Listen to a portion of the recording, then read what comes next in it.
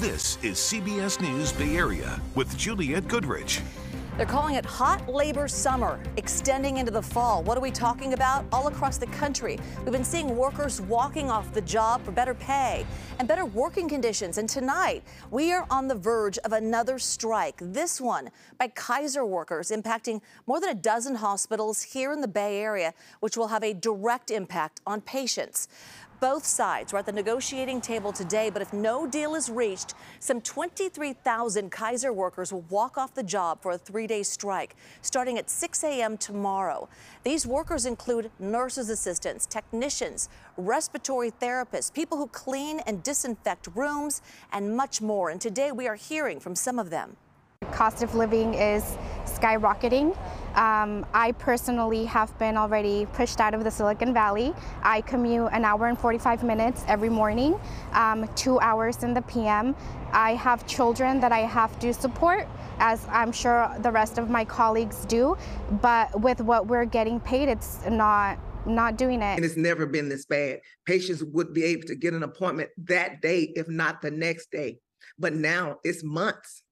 3, 4, 5 months before a person can get their eyes examined. And think about if they need surgery or if they need cataract surgery or any other type of, invasive surgery. They have to wait, and waiting is just not good enough. The union's main demands include safe staffing levels and higher wages, which they've been negotiating for since their contract expired back in April. Kaiser says it already offered the best compensation. Its latest offer includes as much as a 16% increase in wages over the next 4 years and proposed minimum wage of $23. To put that into context, that's a little less than $48,000 a year. They would not go on camera, but they did issue this statement in part.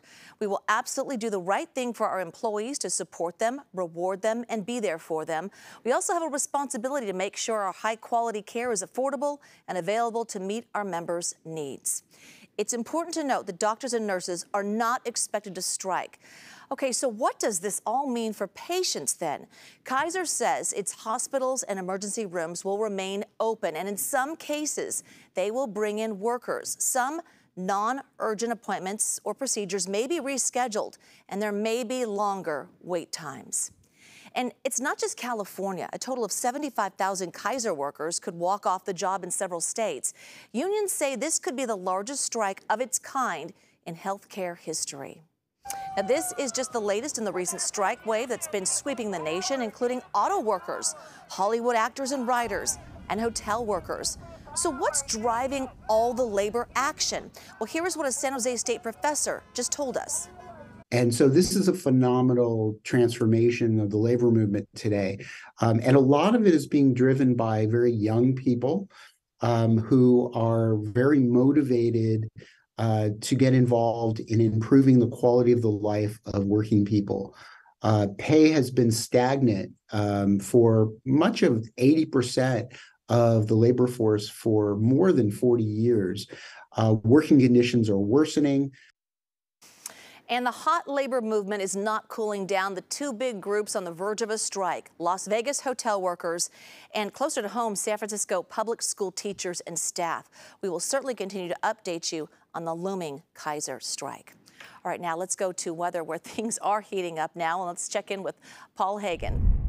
Yeah, beautiful sunset out there this evening after a warm day, but not flat out hot just yet. That's still in our future, beginning already tomorrow. But today's temperatures were either near average or slightly above average, just about 1 degree above average in San Jose, reaching a high temperature this afternoon of 79 degrees, 83 degrees in Los Gatos, 83 degrees for a high temperature in Morgan Hill as well. Reached mostly the low 80s inland in the East Bay with upper 70s in both Fremont and Redwood City, only low 60s for Half Moon Bay. San Francisco did get up to above 70 degrees this afternoon, but normally warm for this time of year. It's exactly the average high temperature. The North Bay topped out mostly in the low 80s. The exception to that was Napa, topping out just short of 80 degrees. But everybody's going to take another jump upward with our high temperatures for tomorrow. So let's take a look at the forecast highs, compare them to what is normal for early October. And we're going to be a good 10 to 15 degrees above average. 80s around the Bay. San Francisco's high of 83. That's a dozen degrees warmer than today, with low 90s becoming widespread inland. The warm air is going to stick around as we head through the rest of Fleet Week, with temperatures Friday and Saturday for the Blue Angels displays in the afternoon. Even at the waterfront, you're going to be into the 80s until Sunday. That's when temperatures take a sharp drop and another drop after that on Monday. So we got a lot of ups and downs, some turbulence, so to speak, aviation term, in the 7-day forecast. We'll take a look at all of that coming up in just a few minutes. All right, thanks so much. We are continuing to follow developing news on Capitol Hill. Disarray within the Republican Party. Kevin McCarthy is out as House Speaker, and Makovic has reaction from a Bay Area congressman who voted to oust McCarthy. And what comes next? Yeah, it has been quite a day on Capitol Hill. The House is in recess right now. They can't proceed on any other issue until a new speaker is elected after that historic vote today. The office of Speaker of the House of the United States House of Representatives is hereby declared vacant. That move comes days after California Republican Kevin McCarthy reached an 11th-hour deal to avert a government shutdown with the help of House Democrats. He is the first to be ousted through a vote of the full House in the middle of a congressional term. Afterward, he said he will not run again. I was raised to solve problems, not create them. So I may have lost a vote today, but as I walk out of this chamber, I feel fortunate to have served the American people. Florida Congressman Matt Gaetz filed that motion to remove McCarthy, and today far-right hardline conservatives banded together with the Democrats to defeat the speaker. One of those votes came from Democratic East Bay Congressman Mark DeSaulnier, who says the whole day was surreal. So I'm just surprised that it ended the way it did today. I'm not surprised that everything happened, but I thought this was going to go on longer, and within that discussion, hopefully there'd be more constructive conversations in their caucus. North Carolina Congressman Patrick McHenry is going to serve as Speaker on a temporary basis until the House elects a new Speaker. The plan is to attempt a vote on that sometime next week. We'll stay on top of that one. Thanks so much, Ann. And also, more history on Capitol Hill. Laphonza Butler gets sworn in as California's newest senator. She is taking the seat held by Dianne Feinstein.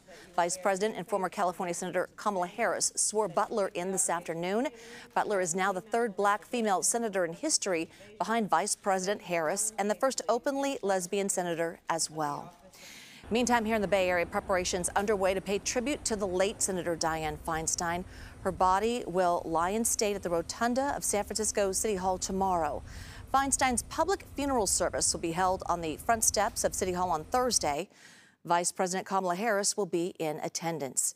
And we will have live coverage of Senator Feinstein's memorial service Thursday, starting at 12:30 p.m. on PIX Plus and streaming on CBS News Bay Area.